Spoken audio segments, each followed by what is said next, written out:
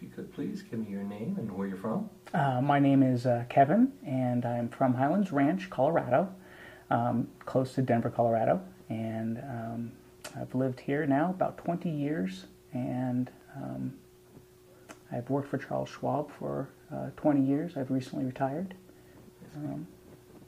Okay. Well, could you tell me a little about your illness? I was moving a couch and fell and hurt my back. At the time, it was simply considered a normal acute back injury. It was the pain levels of that injury were way more than any other back injury I've ever had in my life. But we treated it, with standard. It didn't go away. The pain didn't go away months afterwards. And I learned later that the type of pain that was not going away was called nerve pain, radiculopathic pain, referred pain, I've heard it called. But primarily it is the fact that in my fall I did injure discs at the L2, L3 level, which created the injury, which gave the pain that came down and terminated actually in my groin area. Sciatica is a very similar thing that people with back issues get, common with disc degeneration, but it goes all the way down their leg. My nerve termination, because it was higher up on the spine, terminated at my groin. It was quite excruciating in the pain. The pain levels were high enough that I could become nauseous. Any male who's been hit there during any sporting event or said knows exactly what I'm talking about. I was taking high doses of opiates to try to counteract that. Unfortunately, and many other types of medications, SSRIs, Zoloft, I think was a name, Lexapro is a name. Nothing works for that type of pain. General muscle pain, sure, opiates might work. Muscle relaxers might work. But for nerve pain, nothing touches this. So when I tried cannabis, my primary care physician, she's excellent. She's open-minded.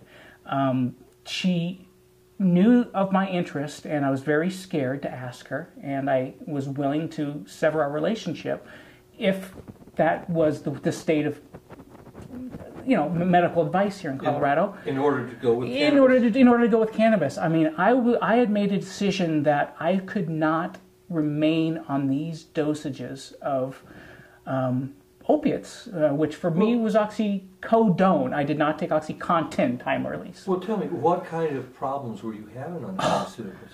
Okay, pharmaceuticals. Number one, your memory is shot.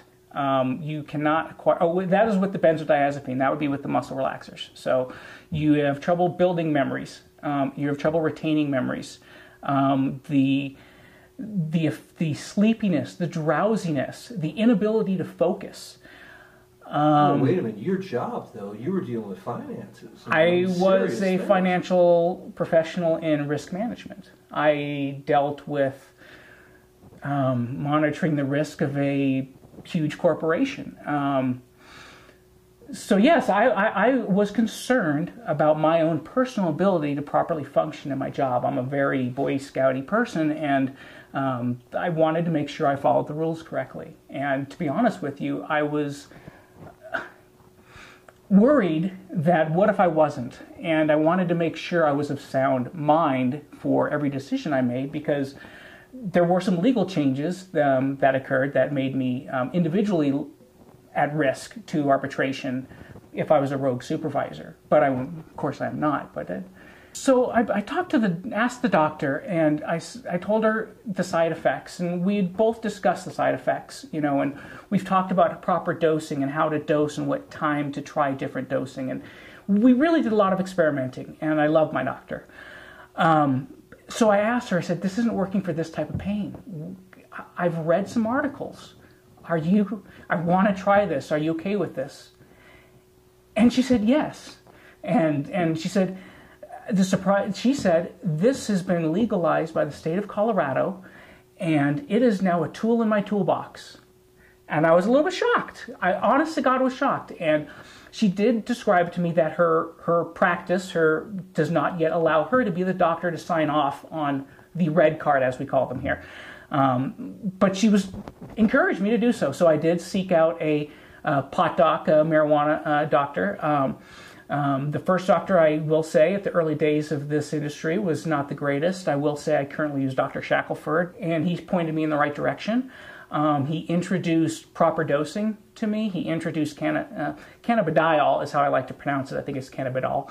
When I first started with Dr. Shackelford, we could not find cannabidiol-rich medicines here in Colorado. Mm-hmm. Basically didn't exist yet. You have to remember, nobody who wants to spend money for something that doesn't get you high. So cannabidiol was bred out of plants, as we've learned. So I looked for indica plants. Indica is in the general theme of indica brings you down and sativa brings you up. So I used some general guidelines, and indicas did have some cannabidiol in them. And so I tried those. The sativas, honestly, when I first smoked, I have to admit, the pain increased.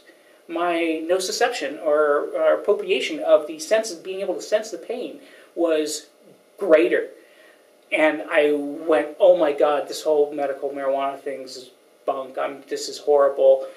And then I tried, and I said, this isn't going to work. My heart raced, it was just like, yeah, it was not the best experience, for what I expected to have happened. The pain increased. Then I tried another strain, which was an indica strain. I honestly cannot tell you the name of it. It was a long time, 5 years ago. But it was an indica strain, and surprisingly, after a few puffs, I thought I couldn't feel the pain as much. The nerve pain is something that's really hard for me to describe to people. I stuck with that dispensary for a while. The next year later, I moved dispensaries, going with the more scientific approach.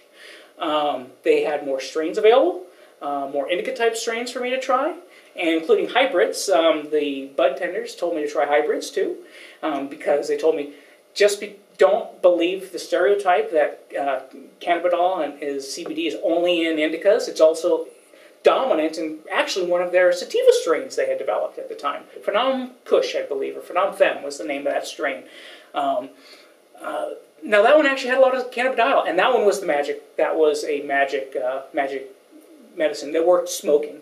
Then I was introduced to edibles by them. They said, you really should try edibles. We're finding that...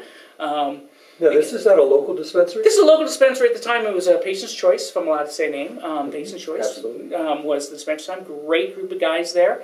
So they had recommended, and at the time, one of the owners there had developed some capsules, which they stopped making, unfortunately. But the capsules were a mix of measured, dosed cannabidiol, CBD, and THC, and he provided them in various ratios. I switched over to edibles almost exclusively after I joined that dispensary.